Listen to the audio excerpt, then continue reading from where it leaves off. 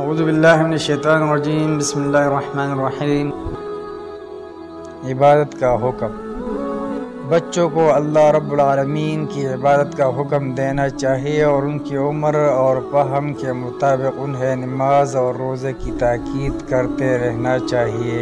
اللہ تعالیٰ کا ارشاد ہے وَأْمُرْ أَهْلَكَ بِالصَّلَاةِ وَاصْطَبِرْ عَلَيْهَا۔ اپنے اہل و عیال کو نماز کا حکم دو اور خود بھی اس کے پابند رہو۔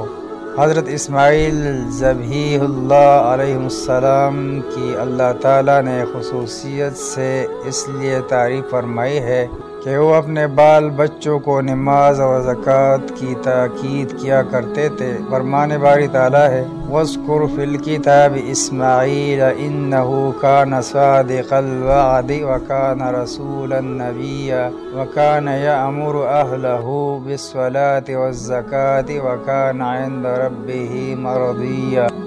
اس کتاب میں اسماعیل کو یاد کرو، وہ وعدے کے سچے اور رسول نبی تھے۔ وہ اپنے گھر والوں کو نماز اور زکوٰۃ کا حکم دیا کرتے تھے اور اپنے رب کے پسندیدہ بندے تھے۔ نیز فرمان الہی ہے یا ایھا الذین آمنوا قوا انفسکم واہلیکم نارا۔ اے ایمان والو، اپنے آپ کو اور اپنے اہل و عیال کو دوزخ کی آگ سے بچاؤ۔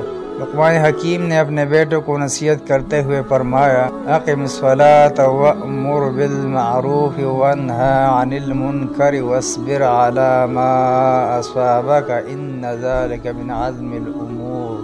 بیٹا، نماز قائم کرنا، نیکی کا حکم کرنا اور برائی سے روکنا، اور جو بھی مصیبت تجھ پر آن پڑے صبر کرنا، کیونکہ یہ بڑے حوصلے کے کاموں میں سے ہے۔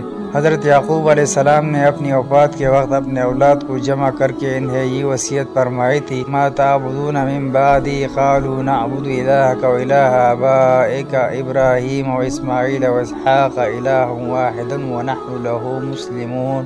میرے بچوں، میرے بعد تم کس کی عبادت کرو گے؟ تمام بچوں نے کہا ہم اسی ایک معبود برحق کی عبادت کریں گے جس کی پرستش آپ اور آپ کے آباء و اجداد حضرت ابراہیم و اسماعیل اور اسحاق علیہ السلام کیا کرتے تھے، اور ہم اسی کے فرمان بردار ہیں۔ رسول اکرم صلی اللہ علیہ وسلم کا فرمان ہے اپنے بچوں کو جب وہ 7 سال کے ہو جائے تو نماز کا حکم دو، 10 سال کی عمر کو پہنچ جائے تو انہیں نماز نہ پڑھنے پر مارو اور ان کے بستر الگ کر دو۔